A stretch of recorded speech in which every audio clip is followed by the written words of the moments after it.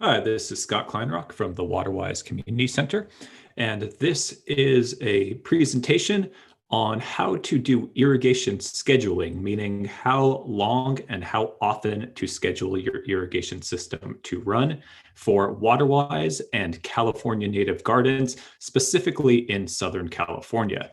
This presentation is intended to be a supplement to our retrofitting lawn irrigation systems for Waterwise and California Native Gardens online workshop, also available on the Waterwise Community Center and Chino Basin Water Conservation District's YouTube channel. And it's really to follow up on that workshop, which goes into how to design and build those systems. However, other people might find it useful as well.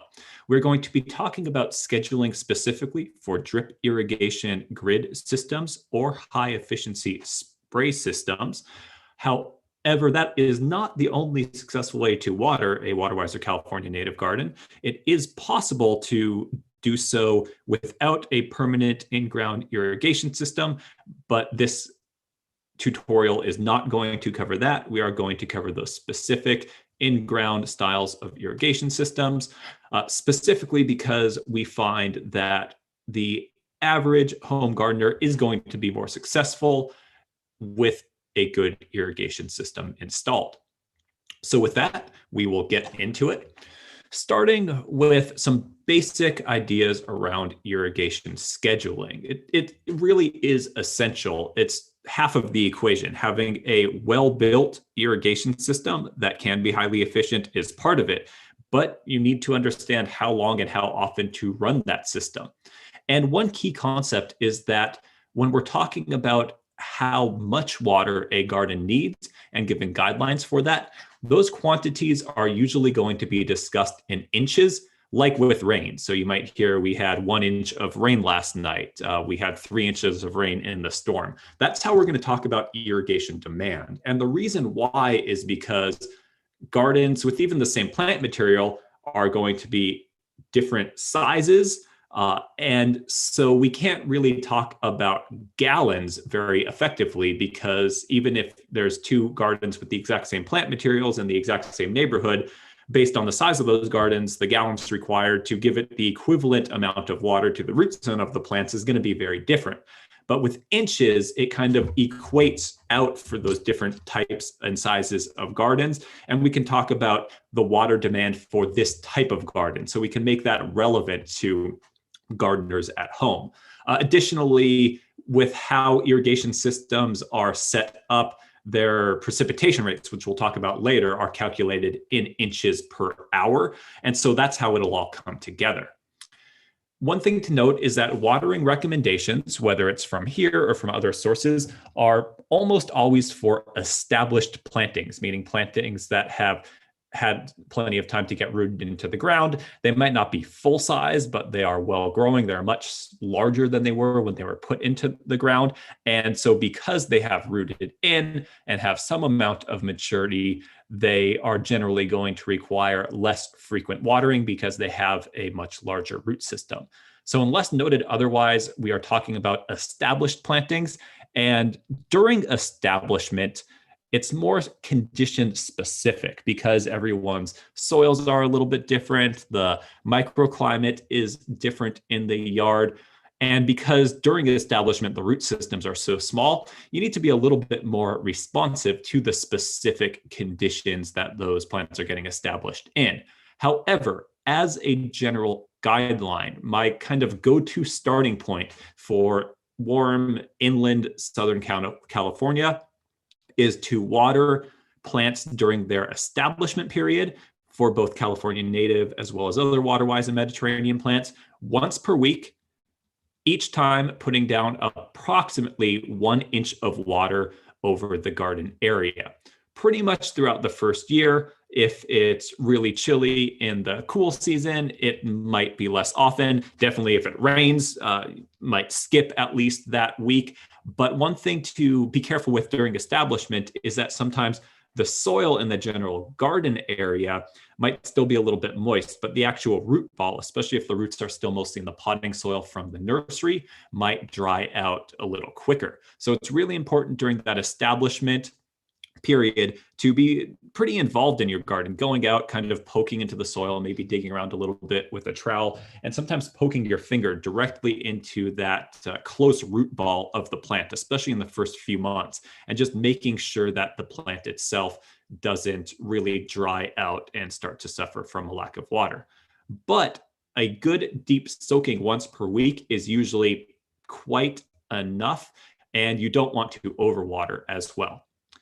After that, and if the plants have grown significantly, there's no real definitive way to say, yes, the plant is established, but you will see a definite noticeable growth spurt, and it will start to look like a plant that hasn't come fresh from the nursery. After the plants have grown significantly, you can begin to taper down the irrigation to the established frequency and irrigation amount, those kind of general recommendations, which we will provide here as well and provide additional resources. Usually by year 3, healthy plantings can be fully onto the established schedule. If you are in kind of more favorable, especially like valley bottom soils in inland Southern California, oftentimes if you're doing a fall planting by the fall where things have been in the ground for a full year, if things have been growing well starting in the spring, then things might be able to be considered established at that point. Sometimes in very rocky or very clayey soil, it takes a little bit longer for the plants to get established. So, next really important concept to understand that we're going to talk about later is what's called reference evapotranspiration. And that's just kind of a fancy way at getting at a baseline of how much water plants could potentially want. Kind of the reference of evapotranspiration is considered the absolute most water that any plant would want in a given situation, a given location based on the local weather. And so really what that equates to is if a cool season turf grass or alfalfa, which are the two highest water using plants that are generally grown, if either of those had all the water it wanted, so it wasn't stressed for water at all, and was kind of growing in a big open field. And the reason why that's an important number, an important concept, is because all of our other plants are going to want some percentage less than that absolute maximum amount. And if you're not quite following this, just hold on with us because it will all start to kind of click into place later on. And so what we see here, though, is a chart, but it's very logical. If reference evapotranspiration is that maximum amount of water that our highest water using plants could want, it's also generally what vegetable crops will demand, then it makes sense that in our area, we're going to be lowest in January, kind of following this bell curve to where our highest month is going to be in July, kind of mid-June through mid-August, and then taper back down throughout the year into December. That's going to be our plant water demand. And it makes sense if we look at the 3 cities that are the examples here, that Palm Springs would be the highest out in the desert, Riverside would be in the middle, and San Francisco in the kind of foggy Bay Area would be the lowest. So they all follow the same curve, but the hotter and drier it is, the more extreme it is.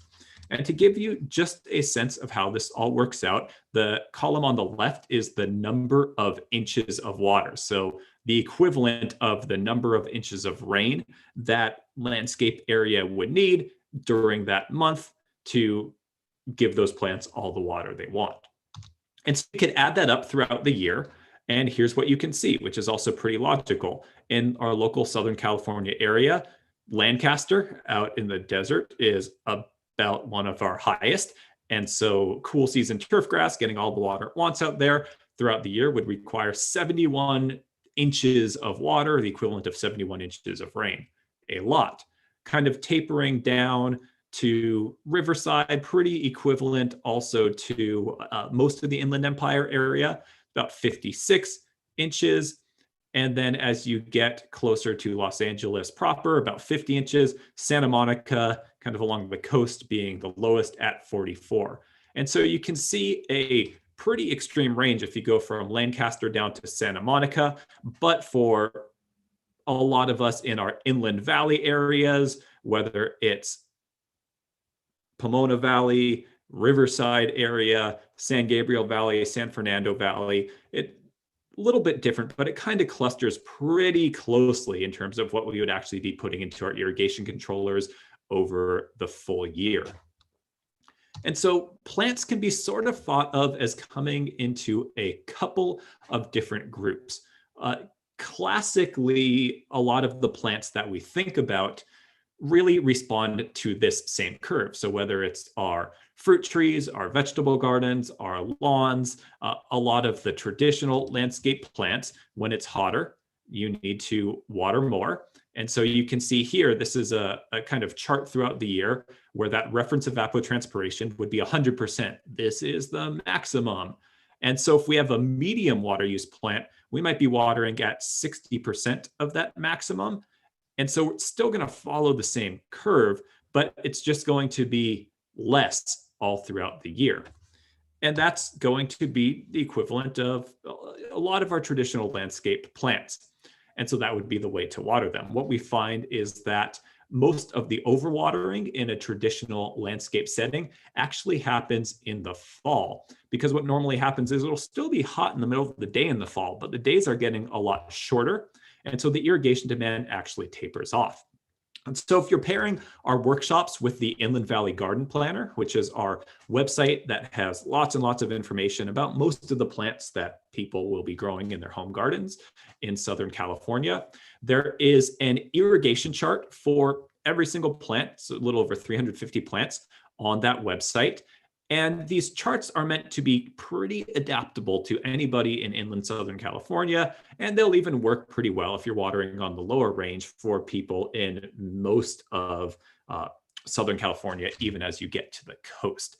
And so what you can see, though, is that they follow the same general pattern of most water and most frequent watering during the hottest part of the year.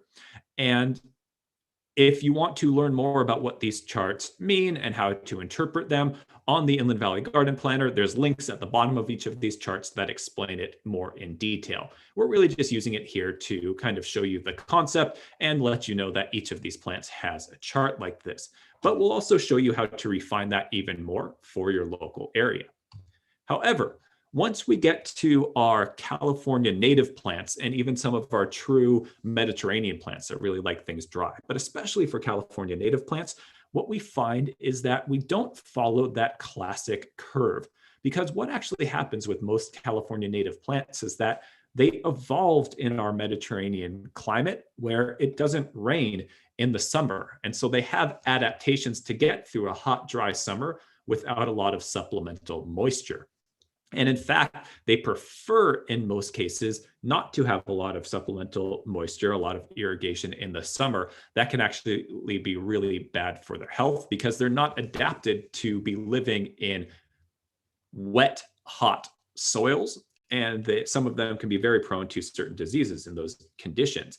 And so what most people will do is, even if the plants can survive with no supplemental irrigation after established in the garden, sometimes they kind of tend to shrivel up and go more dormant than we would like. So the general recommendation is to give a good deep soaking of about 1 inch of water, inch to inch and a half in the hottest of areas maybe, and to do that irrigation just once a month and give it plenty of time after establishment to get quite dry in between. And that, for the vast majority of California native plants, is going to be just enough to keep things looking a little nicer, keep them from going really significantly dormant. Some of them go a little bit dormant anyways, because really ecologically, the middle of summer is kind of like what they think of as winter.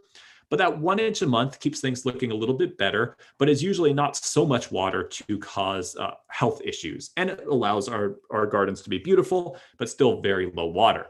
But then, because their active growing season tends to be more in the spring and in the fall, they actually are happy with a little bit more water in the spring or the fall. What most gardeners will do throughout the year is essentially just water an inch to up to an inch and a half once a month in the months where there's less than an inch of rainfall. And then if we get some rainfall on top of that in the winter and in the late fall and in the early spring, then that kind of helps get things going. However, if it's been a really dry winter coming into the very early spring, kind of February into March, you might want to water a couple of times a month to kind of have it be almost like there was a couple of fake storm events to really get things going really nicely in the spring before the hot summer comes along. So we'll talk about that a little bit more. But one of the most important things that we'll get to quite soon then is, how do we know when we've put down 1 inch of water? What does scheduling to put down 1 inch of water mean in our garden? That's going to be a crucial concept. So let's explore what this means for our actual plant water demand. And the most important thing for us to figure out is, how do we take that knowledge then and figure out our run times for our irrigation systems? And so the runtime, that refers to when your irrigation controller tells a valve of your irrigation system to turn on. How long is it going to run when it turns on? That's your runtime. So the two key things for actually doing irrigation scheduling, assuming that you already have a good irrigation system set up in maybe one of the ways that we've talked about in the main workshop, the retrofitting turf irrigations workshop. Once you have that hardware installed, the important thing for the software to do is to tell your irrigation system the right frequency to run and how long to run when it turns on. And so again, all of this is going to be based on needing to understand your precipitation rate. When your system is going, how fast is it putting out water? And that precipitation rate comes in inches per hour. So there's a couple of ways to figure out or understand your irrigation system's precipitation rate. If you put in, first talking about sprinklers, and then we'll get to talking about drip irrigation. But for sprinklers, if you put in a sprinkler system kind of by the book, doing everything we talked about in the workshop, making sure that your pressure is in the right range, making sure that you have that good head-to-head coverage, then you can use the charts provided by the irrigation manufacturers for the specific nozzles that you're using on your sprinklers. And those will give you pretty good baseline information about what your precipitation rate is going to be in that number of inches per hour it's running. And so you can see here on the left, you have the pressure on the chart. And for every manufacturer, these charts are going to look pretty similar. The numbers will be very different based on how the nozzle is engineered, but the way the chart is set up is going to look pretty similar. And so these examples, this example on the left is for the MP rotator nozzles that we talked about in the workshop and use the example for that spray conversion. And so you can see here, you have the pressure, that PSI, and sometimes what the manufacturer really considers to be the sweet spot, what you're going for with your pressure. And if you have a pressure regulator, how you should have it set up. Here it's 40 PSI. And you can see if you're a little low or a little high, these things will still work, but the performance, the numbers will be just a little bit different. And so it lets you know if you're at that 40 PSI or whatever, what you should assume the maximum radius of that spray will be. So these charts are also very useful in planning out your irrigation system. You will look it up and then you can know, for example, with the MP1000 nozzle, your radius will be about 14, maybe up to 15 feet. And then for a lot of the modern irrigation nozzles, there'll be multiple models. And so, for example, for here, the MP rotators, there's an MP1000. And then if you need it to go farther, there's an MP2000, which will do up to 18, maybe 20 feet. There's an MP3000, which will do 25, maybe a little bit further. And you can get the charts for all of those. And all of those, you want to check for your sprinklers if you're using a different brand. But most of them these days, if you go the different sizes, but along the same model, so in this case, MP rotator, they are engineered to have what's called matched precipitation, which means that precipitation rate is going to be the same. So you can, depending on the size of your landscape, if you need to, mix and match the nozzles. If in some areas you have a wider area, you might need to go with the MP2000s.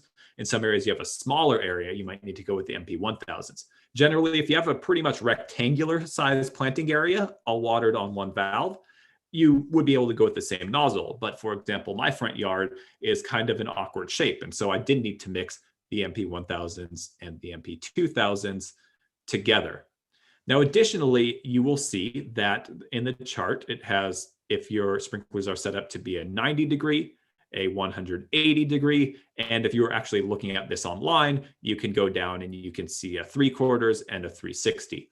But again, with those matched precipitation rate nozzles, you're going to end up with the same precipitation rate no matter what the arc is. Older sprinklers weren't always like that, and so how you match them together and how you set up the valves would sometimes get quite complicated. But these days, a good sprinkler nozzle for a home garden is going to have that matched precipitation rate. And you can find that information if you're just reading on the specifications of the sprinkler, or look at the precipitation rate inches per hour on this chart, and you will be able to confirm that things are pretty much matched. Sometimes they are slightly off, but close enough. If it's within a few hundredths, that's going to be as good as you can get. Other thing to know is whether it's the MP1000s or the MP rotators or the equivalent made by Rainbird brand or Toro brand, all of those high efficiency rotating nozzles, like we talked about in the full workshop, those are all going to be that matched precipitation rate. You never want to match the different brands together because it will have different precipitation rates on the different brands, but within the brand, the main rotating nozzles will be matched. One exception is that sometimes there's one engineered for a much smaller area, and sometimes those are not matched. And this is the case with the MP rotators. For a really small area, it's engineered to 6 to 12 feet. I find that in practice, I sometimes can't get a 6-foot radius, but 9 to 12 feet.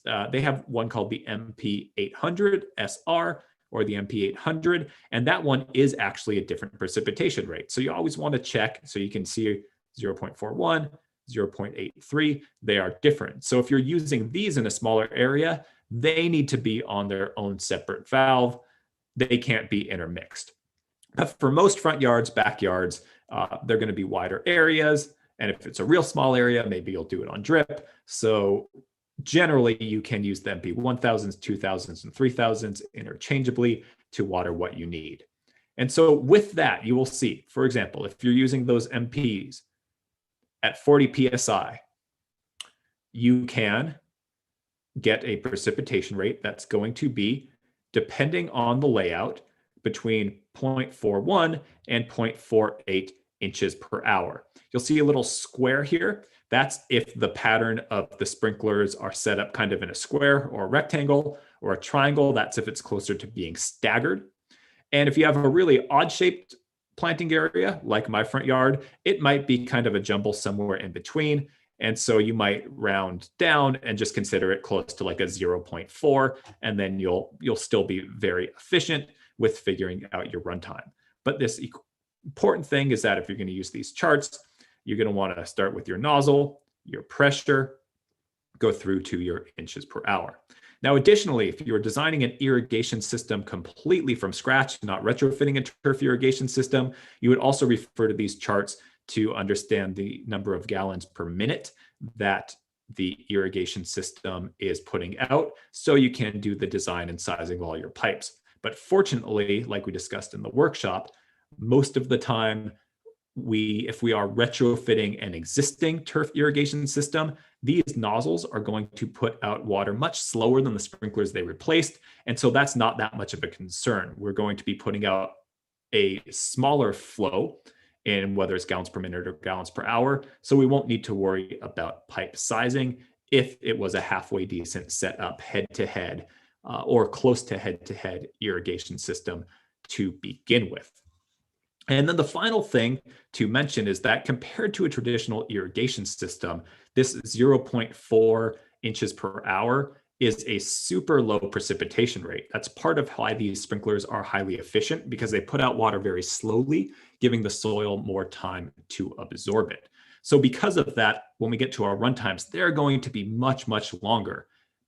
It's going to be sometimes multiple hours. And so because these things are engineered very differently, they put out water much slower. It's very different than that like water your lawn for 5 minutes twice a week. It's totally different. And so you are going to be watering less often with a much longer runtime.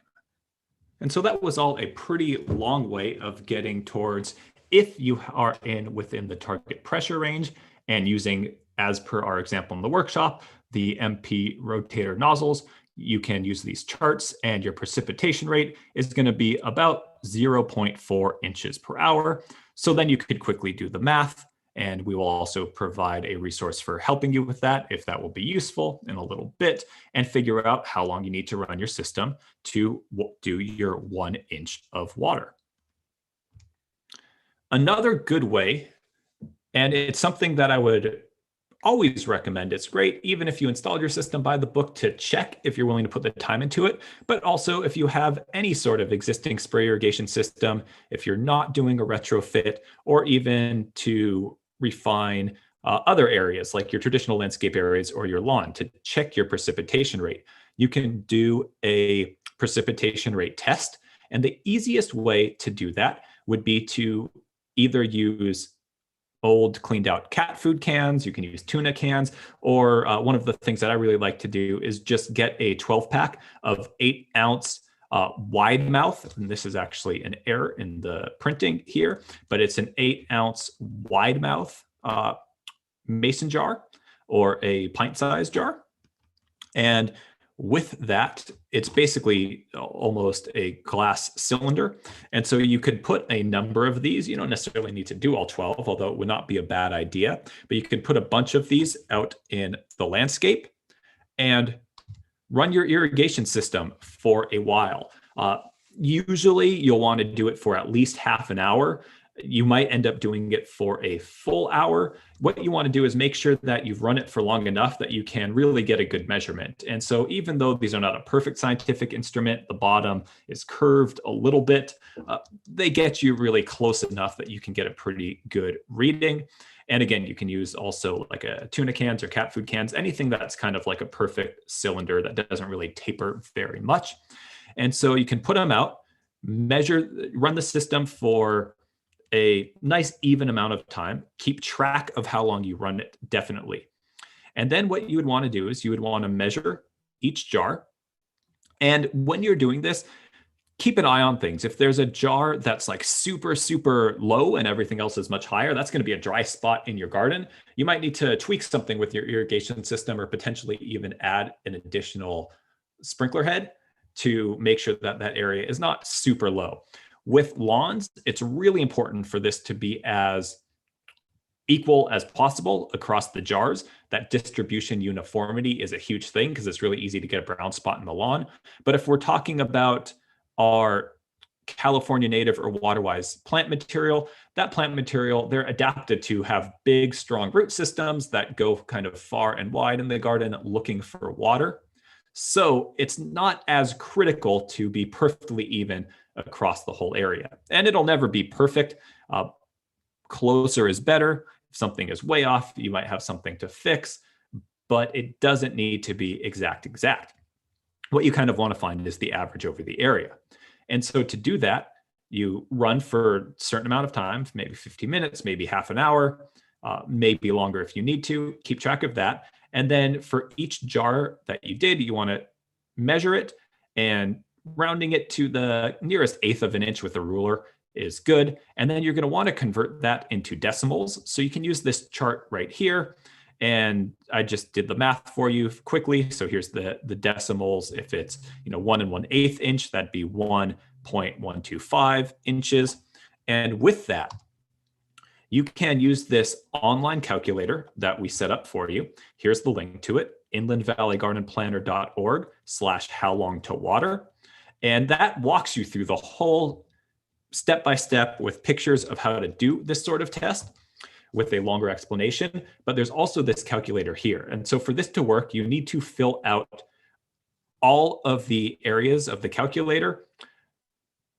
Not every single jar potential, but you need to have the number of jars you used filled out and then match that with the number of numbers that you input. So for example, here, if you input 4 jars, the length of the test was in minutes, 60 minutes. Here are the measurements in each jar. It will give you the average depth. It will give you the precipitation rate. Now, in this calculator, it's going to give it to you in inches per minute, not inches per hour. The reason why is because we actually will put the runtime into our irrigation controller in minutes, not hours. And so you will see in the charts provided by irrigation manufacturers, it will be inches per hour, which you can then easily convert. But in here, we keep it straight in inches per minute because this is going to spit out exactly what you can put into your irrigation controller. And then you are also going to put in, when you run your irrigation system, how many inches do you want it to apply? And so like we looked at in those charts on the Inland Valley Garden Planner, we'll look at some other charts going forward. Oftentimes, for example, for a native or Waterwise garden, it might be you're going to apply 1 inch of water. So here we happen to put 1.25. Whatever it is, you put that here, desired number of inches, every time you're going to run your irrigation system. And that will spit out, doing all the math for you, the number of minutes for your runtime. So here, 96.15 minutes. So you can just round that to 96 minutes. And that would be how long you need to run your irrigation system to put out that 1 inch of water. And you might be thinking now, well, what if I'm doing different amounts throughout different times of the year? The important thing to really calculate is generally going to be doing this, the maximum, July maximum runtime in summer, because most irrigation controllers then have some bells and whistles where you don't need to redo the math for every month. You can do some programming into it that will automatically adjust based on either the weather or the month of the year. So the important thing is to figure out that kind of maximum runtime. And we'll keep going and get into that more. But this is one way for sprinklers to either confirm or check what your precipitation rate is going to be. Now, if you have a drip system, it's a little bit more difficult to kind of field test what exactly is going on because you can't just put the jars out there. It's just coming right out of the drippers. However, if you are putting in that drip irrigation grid, like we showed in the Turf Sprinklers to Waterwise and Native Gardens workshop, then whichever manufacturer you're using, they will be able to provide a chart. It normally on their website, if you go there and you look up the product that you have purchased, there's some sort of installation manual that will have it.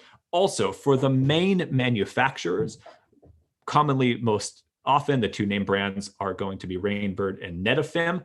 These are the common spacings that they have. So you can just use this chart if this captures what you have. And so the important factors to know is, like we spoke about in the workshop, what is the flow rate out of each emitter? And generally that's going to be either 0.9 gallons per hour, 0.6 gallons per hour, or 0.4 gallons per hour. In sandy or well-drained soil, in the Inland Valley, Southern California, generally we're going to be using a 0.9 gallon per hour emitter in each emitter. And that's normally the case, all the way through like very rocky soil. And if you have a clay soil type, you might go down to the 0.4 gallons per hour. And then based on your soil type as well, you'll choose your emitter spacing. And remember, in the main workshop, we had the little chart that guided you on what spacing to choose based on your soil type. But again, for most of the kind of inland valley areas, if we are in well-drained soil, we're going to be purchasing a 0.9 gallon per hour emitter flow coil of drip line. That's at a 12-inch spacing, which means you have these emitters every 1 foot down the line. Now, in addition to that, then it's going to be your decision when you're laying out this grid, how far apart for the drip emitter lines to be in that grid. For most Waterwise plant material in that sandier, well-drained soil, you are going to want to go with an 18-inch spacing. Sometimes people do a 12-inch spacing if it's extremely rocky draining soil, or if you're doing small things like annual plants where you really need a close spacing. But for most water-wise plants, even in a pretty rocky soil, I will stick with that 18-inch spacing. And so what you can do is you can use this chart, for example, where we know that in this example, our drip line is that 0.9 gallons per hour emitter flow, 12-inch emitter spacing, and then our lateral row spacing, our spacing between each line that we lay out is 18 inches. And so following that chart, that gets us here to 0.96 inches per hour. And to keep the math simple, personally, I just round that up to 1 inch per hour. And so that makes it very simple. If you're using this example, then if you need to apply an inch of water, you run the irrigation system for an hour.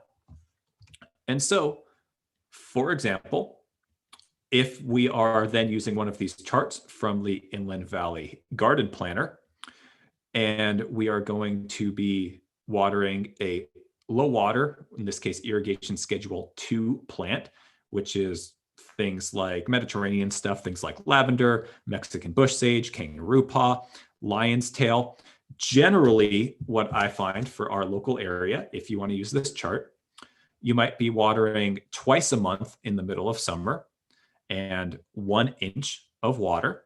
And so, for example, if we had our drip, then that would be 1 hour every other week would get us our runtime. If you are going to be using our sprays, for example, on our MP rotators, and you have that 0.4 inches per hour runtime, if we're going to be applying 1 inch of water when we water, then you would just do 1 divided by 0.4 on your calculator, 0.4. And that would give you 2.5 hours of runtime to get that 1 inch of water. So if you're going to be watering 1 inch twice a month, that's going to be 2.5 hours once a month. And so then your irrigation controller is going to require you to put it in minutes. So then you can do that 2.5 times 60. So that's 150 minutes to put in every other week. So most people are going to be used to actually programming their irrigation controllers on a schedule where you're telling it what day of the week to run. But with established Waterwise plant material, you're going to be watering it less often. And so depending on your irrigation controller, you'll have different options, but the option is normally called interval, and then you would tell it how many days in between. So in this example, twice a month, your interval, you could put in every 14 days to go 150 minutes. However, if you want to get even more detailed than that, or really understand how this all might come together, whatever type of plant material that you're growing, we have created this chart for the Inland Empire area. And this chart will be pretty close to the numbers that would work out for anywhere in kind of the Southern California Inland Valley through Riverside, San Gabriel Valley, Pomona Valley, San Fernando Valley, and the foothill communities as well. And once you get towards the cities or more coastal areas, the trends will hold, but it will be equivalently or a bit less for most of the warmer months because it's just not as hot. This is all based on that concept of reference evapotranspiration. And for most areas, you can actually look up online your city and reference evapotranspiration. And in most cases, you can find this information for each month of the year, and you can make this own chart for yourself if you really want to refine it. But this will work quite well for any of our Southern California Inland Valley areas. And so what this provides is those total number of inches of water per month that you would need to provide to meet your plant's water demands for each month of the year throughout the year. And remember our 100% maximum, that's our reference evapotranspiration. And also that's about what our vegetable gardens would want. So kind of maximum, maximum. Going a little bit down from there, the typical fescue lawn would be very happy with that 100% maximum amount. But the way most people, to save a little bit of water, would actually aim to water in the landscape would be delivering about 80% of that maximum number per month. So that's those inches all at 80% in this second column or this third column. And then if you have a mixed lawn, which includes some fescue, but also some Bermuda grass, or a mostly Bermuda grass lawn, which is pretty common, or also where most of our fruit tree water demand would end up is about 70% of that maximum. So that's this column here for the monthly irrigation demand throughout the year. And then next we get to our typical low water plants. And so here we are talking about things like lavender, kangaroo paw, lion's tail, Mexican bush sage, some of our yarrows, just that general kind of low water Mediterranean plant material. That's going to be at 30%.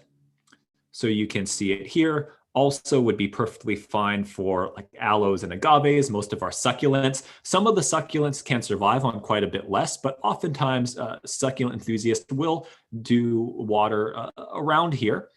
They can survive with quite a bit less, but this would keep things really optimally growing. You can definitely go a little bit lower if you want.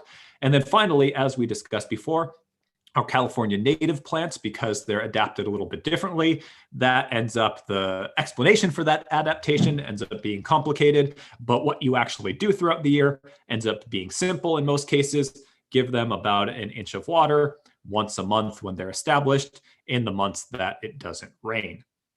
And so this is the total monthly irrigation demand. A couple of notes. For lawns, even though we're not really focused on lawns, just to be thorough, I mentioned that distribution uniformity, how evenly the irrigation system puts down water, is really important in lawns. And most lawn irrigation systems, the distribution uniformity is never perfect. So oftentimes people end up needing to water more, might be 20% more, even up to 30% more, if it's not a really highly efficient irrigation system. And so people might end up watering more than that. And oftentimes, even though the plant water demand is equivalent to this column, you can do that jar test, figure out where you're at. And if things are not very even in those jars, people might end up watering much closer to this 100% column. Now, additionally, this is total water demand per month. And so with our California native plants, the recommendations are generally to water about once a month, just as a baseline. And so when you do water, you would be putting down that 1 inch of water. However, for most other plants, you're going to be watering more than once a month. So for example, for our low water, 30%, in most areas, most parts of inland Southern California, most soils, you would generally want to be watering about twice a month. And so this is total water demand per month. So if you're watering twice a month, you would divide that in half. And then, for example, for June and July, you would be watering twice a month, about 1 inch each time you water. For our lawns, in general, middle of summer, you might be watering 3, even 4 times a week. And so again, you would figure out your total number of runs per month and then divide accordingly. So if you're watering your lawn 3 times a week, that's going to be about 12 times per month. And so you would take that 5.7 or maybe that 7.1 and divide it by 12 to get your number of inches per run for your lawn. And so then now you start to see why, even though the amount of water at once is higher, your individual run times and the amount of water you apply each individual time is going to be significantly less because you're watering so often. And then finally, for our fruit trees, generally when fruit trees are younger, people water them about once a week. So that would be 4 times per month. As fruit trees really get established, sometimes people will continue that once a week. Sometimes people will switch to twice a month, depending on conditions and soil. But really for this, we're focused on that low water, which in most cases after establishment will be twice a month. During establishment will be once a week. And our California native, which is going to be during establishment once a week. And afterwards, after it's established, about once a month. And so remember now, the establishment recommendations are going to be totally different than these numbers. And to keep things simple, and what normally works pretty well in most cases is just to say, deliver 1 inch of water once per week in most situations in full sun. If it's in the shade, you might be able to have it be a little bit less. And so that is how to use most of this chart. Now, why I mentioned that it's really important to do your calculations for that maximum for July, for everything except that California native garden, which is going to be much more consistent, is that the vast majority of irrigation controllers, in fact, almost all of them, if not all of them on the market today, have an ability to either adjust to the weather or have programmed into it a seasonal adjustment. So for example, if we are dealing with a mixed low water garden, where our July maximum water demand is 2.1 inches, we can figure out, and then we're going to be watering twice a month. And so every time we water, we're going to be watering 1 inch. We can figure out our runtime in minutes to deliver 1 inch of water. And then we can program that runtime into our irrigation system. If you have a weather-based irrigation controller, or what's sometimes called a smart timer, that gathers real-time weather information, and that might be through a weather station in your yard, a very small mini weather station in your yard, or more often they're ones that connect to your home Wi-Fi system and just download weather information off the internet. As long as you have it programmed to be activated for that weather-based function, then you would program in just that maximum runtime for July and your frequency. So in this case, it would be like every 14 days or 15 days, it would water 1 inch. And then based on the actual real-time weather over the last week, any other time other than the highest point in summer, it will adjust it down. And then also it would know if there's an extreme heat wave to adjust it up a little bit. And so every controller is a little bit different in how you set that up based on the manufacturer, but you can either read the manual or these days look at the tutorials, usually video tutorials on the website, and be able to set that up. And then after that, you're going to want to keep an eye on things and make sure things look good, but you're not going to have to worry about making adjustments every season because it will do that for you. If you have a little bit of an older timer, or one that's not a weather-based irrigation controller, what most of them will have is a function called seasonal adjust, which means you can program in your frequency in every 14 or 15 days, your runtime in minutes, and then you can go through month by month and program into each month what percentage of the maximum you want. So for July, you're putting in your maximum number. And then this final column on the right is set up to guide you to putting that in if you need to enter a seasonal adjust. So that percentage of max per month, what you would do is when you're in that function, you can put in a different number for January, February, March, April. And based on our local historical weather conditions and what we normally see throughout the year, these would be the percentages you would put in. And so as long as the calendar is set right on your irrigation controller, then it will automatically know, okay, we're moving from July to August. We're going to have the minutes go down just a little bit. From August to September, that's significantly less. From September to October, that's even less. And so that is a way that you can just kind of set that in. But one of the real advantages that those newer weather-based irrigation controllers have would be that they can account for heat waves or unseasonal weather. So for example, in our inland Southern California, we often don't have a normal September or October. And usually at least some point in time, there's a pretty significant heat wave or it stays hot for longer, but maybe the days are still less long. And so you don't need to guess that and wonder, for example, like, oh, October, we're having a heat wave, but the days are shorter. Should I change it off of 56%? Maybe you should temporarily put it up a little bit. If you have a weather-based irrigation controller, it will actually respond to the weather. It will track that and what the irrigation demand should be, and it will adjust accordingly. And then again, with the California native, it really seems like an oversimplification to just water an inch per month in the month it doesn't rain. And if you're really involved with your garden and keeping an eye on things, you might have some plants that in a heat wave, you do give some supplemental water to, things that are safe for that, like yarrow, for example. But overall, the reality is that there's a lot of theory that can go into why this is, but in the end, this just saves water and tends to work the best. So that's a great way to do it. And you can see you still end up watering less throughout the year than even a typical low water irrigation schedule. And then if you're interested in like which plants can handle more water of those California natives and which would be the ones that might want a little extra water, on that Inland Valley Garden Planner website, each of the plant profiles has a maintenance entry. And for some of those that would appreciate a little bit of extra water in a heat wave beyond this base irrigation schedule, we actually include that information for a number of those plants as well. It's the minority of them, but that is a resource where you can find out some of that information. So that's a pretty thorough explanation of that chart and how and why we created it. Every year, month, and week is different, but this gets us in the ballpark.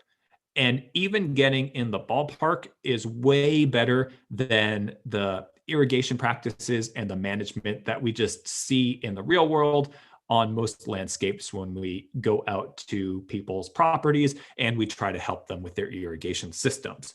So from here, you always want to pay attention and refine. Every site is different, but that will get you most of the way there. And then one note, you can download all of these slides and get this chart if you go to our website, which is cbwcd.org/presentations. And if you go there, remember the /presentations, to the presentation page, you will be able to download the slides from the full retrofitting turf irrigation systems for Waterwise and California native gardens, for which this YouTube video is a supplement for. And so if you download that full PDF of all the slides of that presentation, it'll take a little while because for most web browsers, it'll load the whole like 100 megabyte file into the web browser, and then you can save it. But towards the end of it, it's going to have all the slides from this presentation. So just to review, we've already walked through most of it, but these are really important concepts. Using this chart to get your runtime. So how many times per month will you be watering? Again, there's no perfect answer to this, but most established low water and Mediterranean climate, but not California native plants, will want to be watered approximately twice per month in the warm season. Some California natives are happy with this, and so that's also something you should refer to those Inland Valley Garden Planner charts. The plants that have the low water irrigation schedule 1 are going to be the ones that really tend to want just once a month, maybe once every 3 weeks, depending on your conditions. And then the ones that have the low water irrigation schedule 2 will generally be the ones that are okay with once a month, perfectly happy with it, but will also respond well to that higher irrigation level. And so those are the ones in your planting design that you can mix with the Mediterranean climate plants as well and water everything and have it all be happy together. So no matter number of times that you're going to be watering, if it's once a month, you don't need to do any dividing. But if it's more than once a month, for example, with the Mediterranean climate plants, twice a month as a starting point, you're going to divide that area of your garden's total monthly irrigation demand by the number of times in the month you plan to water. And that will give you the total number of inches to water each time. Then you're going to divide that number of inches to water each time by your irrigation system's precipitation rate in per hour, if you're getting it off of one of those charts. and you will get your runtime in hours. Then you would multiply by 60 to get the number of minutes, and that's what you're going to program into your irrigation controller, along with the frequency of how often you should water. Now, if you're using that chart on the Inland Valley Garden Planner or that online calculator, then it will automatically do the multiply by 60 and give you your runtime in minutes for your irrigation controller. And so, if you're going to be watering for those low water California native plants, in general, you're going to water once every 4 weeks, maybe once every 3 weeks in very sandy or rocky soils that don't hold water well at all, in the months that it does not rain. When you water, in general, starting point, recommend water about 1 inch when you do. Maybe up to 1.5 inches if it just seems like that 1 inch is not doing it. Very important thing though, ideally for your California native gardens, you're not that once a month, you don't just want to put it on that interval irrigation setting, water every 30 days, because in the middle of summer, you don't want to water in the middle of a heat wave. Because again, we talked earlier about how the fact that the plants don't really want hot, wet soils. And so what you really want to do to give your plants the best health, the best long-term outcome, the best growth is to keep an eye on the weather. And if there's going to be weather that's like over 100 degrees, I would say, definitely if it's over like 102, 103, ideally, I would say over the low 90s, but we will have long stretches in the last few years where it's just mid 90s week after week after week. But if it's going to be hot or if it's going to get significantly hotter, it is much better to water 72 to 48 hours before it gets hot or before that heat wave kicks in than wait that full like 30 days and water in the middle of it. You always want to water ahead of time, get some moisture down into the soil. The top of the soil will get to dry out some, but the plants will still have access to that cool, moist soil farther down, which is going to support them much better than watering in the middle of a heat wave. And then that's all relative, right? So if it's going to be 100, 100, 100, and then it's going to spike to 115, much better to water during 100 than it is during 115. If it's in the 80s and then it's going to spike to 100, get that water in when it's in the 80s before it spikes to 100. So even if that means you're going to be watering at, it's been 3 weeks and not 4 weeks, and you're going to water again, and that might kind of restart the timer. So things might shift around some. So that once a month is a general guide, but the important thing is avoid watering in the middle of a heat wave if you at all can. And then if we have a dry winter, going into the late winter, early spring, consider doing a few extra irrigation events where you might water twice in the month instead of once in the month, or you might water a little bit more to essentially give that soil bank some extra moisture to help make up for the lack of rain at the critical time. So that will help get the plants really established for good spring growth and let them be more resilient in the coming warm season, essentially mimicking the fact that we had a better rain year than we actually did. And then the final note is within California native plants. If you look at resources like the Inland Valley Garden Planner, the native plants we have on there are generally plants that are pretty easy to grow in the garden and will respond well to this kind of irrigation. But if you are growing kind of rarer or more specialty native plants, which includes some plants that are going to be the local natives to where you live, not all of them, but some of them. And those would be kind of some of the plants that you might get at more specialty nurseries like the California Botanic Garden or Theodore Payne Foundation.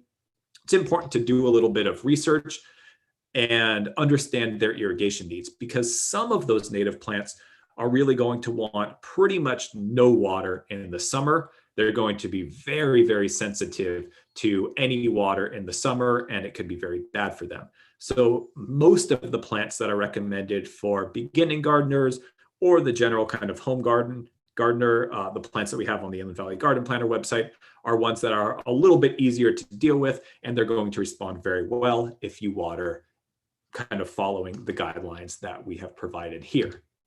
And so here's just kind of an example of that low water irrigation schedule 1 that you'll see for most of those native plants. And basically is just a chart describing exactly what we described. And when you see in these charts for the winter months or the late fall months, like 0 to 2 inches, that's because if there's rainfall, you might not need to water at all. So with that, we'll talk just a little bit about those timers that we mentioned. There are smart timers, also called weather-based irrigation controllers or weather-based timers, or traditional. The smart ones are the ones that have some sort of function to respond to the weather. And that new style of timer has a whole lot to offer and is generally going to be a better way of doing things, no matter what functions in it that you are using. And just one other side note, here is an example of one that's a battery operated timer. So this is not a smart timer, but if you want to install an irrigation timer and there's just no way to where you need to put it to get electricity there are some battery powered options. You do need to do some work and actually change the solenoid on the controller. So it is a whole process. It's not ideal. You don't get all the full functions available with other timers, but it can save you a lot of time and headaches or having to just kind of turn everything on and off with manual valves during the day when you're home, and remember to turn things back off. 3 of the main timers for homeowners or the residential situation that are available these days, there are more than this, but 3 popular ones are Ratio, the Hunter HC, and the Orbit Beehive. They all have somewhat different features.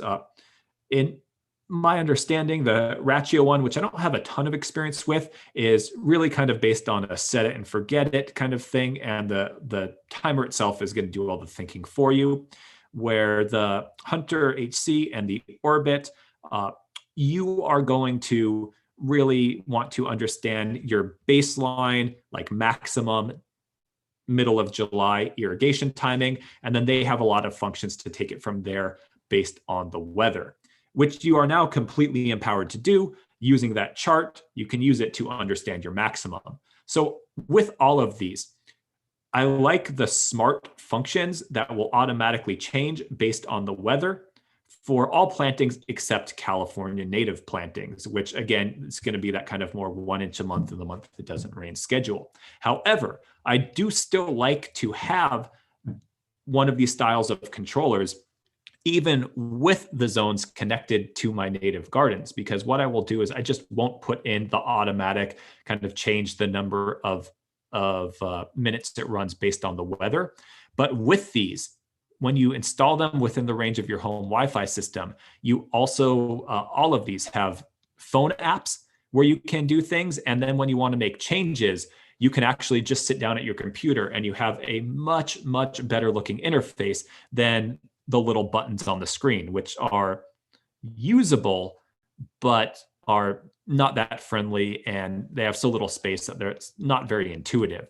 And so, for example, at my house, I have a Hunter HC controller, and this is the interface. And this is an interface that I can get just laid out slightly differently, either on my laptop or on my phone. And then there's many other bells and whistles it has. This is one that plugs into the internet and gets local weather data just online, so I don't have to maintain my own little weather station.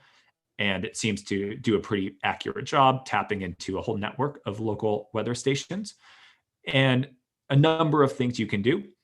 And so you can set things up however you want to, turn on different functions, but even for my native zones, which in this case is my front yard mostly, I am really able to, if I want to just run it manually, just tell it run now for however many hours. I can easily do that from my phone in like 1 minute, and I know it's good to go. Or normally what I like to do is run it early in the morning, starting at maybe 3 o'clock in the morning. It's really easy on my phone or at a computer in just a couple of minutes to set something up to have it water that next morning, and then just remember to turn it off again after that. And then everything else, my vegetables, my fruit trees, can be on the irrigation controller on one of those weather responsive settings. Getting to the end of it, one important thing to remember, especially in context of our workshop for converting the turf irrigation sprinklers to high efficiency drip or sprays, is that any landscape can be a very high water landscape and very inefficient, even if the sprinklers or the drip system is set up very well and very efficiently. The easy way for that to happen is if the system runs too often or for too long. A well-designed drip system can be a very efficient way to water way too much. That reason being is because these high efficiency systems, part of what makes them efficient is that they put out water relatively slowly and in a way that the soil can absorb all the water. So that means that if we aren't setting our timers up correctly, if we are watering way too long because we aren't using these concepts that we just talked about, we might be able to water way too much and never see evidence of it because it might not run off like it would with a traditional turf irrigation sprinkler system. So the way to do that is to use the information in this presentation and make sure you're setting things up to water appropriately. And then as we get to the end of this, just a few other important things to consider. Turn off controllers when they're not needed, which basically means during the rain. If you get significant rain, then you might not need to water for another month in the middle of the winter, especially with our native gardens. Periodically check systems for leaks or other issues. Ideally, that's going to be once a month or so. We often don't get to it quite that often, but make sure you check your system. With sprays, that's relatively easy, especially if they're on those taller risers. If something really bad happens, generally you'll turn it on, there'll be kind of a geyser, but it's good to turn it on. Sometimes with sprays, the rotation, so if you have things set to spray in a certain direction, sometimes that rotation gets a little loose or lost over time, and it's very easy to reset, but you want to make sure the water is going where you want it to be. With drip systems, if there's a little snag, occasionally in some places, usually it's not too big of a problem, but like maybe in the middle of summer, a squirrel will chew through a line trying to get some water. You might never notice that if you don't turn on your system and check for leaks. So you want to turn it on. And then with drip, you're going to want to walk the area and you'll listen for any kind of hiss or something that's different than how the rest of the irrigation system sounds when it's running, or if you see water bubbling up somewhere. And the fixes are really easy. We have a little video about how to check for leaks and how to fix leaks in drip systems. And I will make sure that I will put that video as well in our retrofitting turf irrigation systems for high efficiency spray and drip playlist. And finally, don't be afraid of your irrigation controllers. They can seem very intimidating, but read the manual, or these days, usually the manufacturers have lots of YouTube videos that make it pretty easy for you to understand. And then the final thing is that most irrigation manufacturers actually have really good technical support lines where you can look up and there is a number that you can call, and for free during normal business hours, you can get someone on the phone and just ask them your questions and they will help you out. So don't hesitate to do that. They employ people to do that free customer service. So why does this all matter? Wrapping it up. Well, it promotes plant health is one of the really essential things. Many plant problems are due to overwatering. Some of them are due to underwatering. And having a good, efficient irrigation system used appropriately for the right amount of time is probably the most important thing towards getting your plants established well in that critical first year, and then keep them growing well and healthy far beyond. It also protects our collective water resources, which has many far-reaching environmental benefits. Long-term water sustainability is crucial in Southern California, and collectively doing what we can to make sure we're not wasting water also means that we are less likely to have increasingly severe water restrictions in the future. And then it also keeps costs down for us monthly or every other month on our water bill, but also through promoting plant health, keeps down the cost of replacing plants. It preserves our investment in our landscapes, which if you put in an entire new garden is going to be a significant financial investment sometimes. And it helps keep your yard looking great. And so with that, I hope that was useful information. Feel free to leave a comment if you have questions about that, and we will try to get back to you. And remember all of our other no-cost resources to help. So the links that we mentioned are on this slide, the Inland Valley Garden Planner website, where you can see our upcoming workshops, and our other past workshop recordings are all going to be on our online workshops YouTube channel. Come visit us at our demonstration garden in Montclair. Currently, when I'm recording this, we are closed due to COVID, but we look forward to getting open to the public 6 days a week as soon as we can. And then finally, the best way to stay in touch with everything that we're doing, all of our online workshops, free programs, and other resources, is to sign up for our newsletter at cbwcd.org/newsletter. So I hope you enjoyed this presentation, and we hope to see you at the Waterwise Community Center.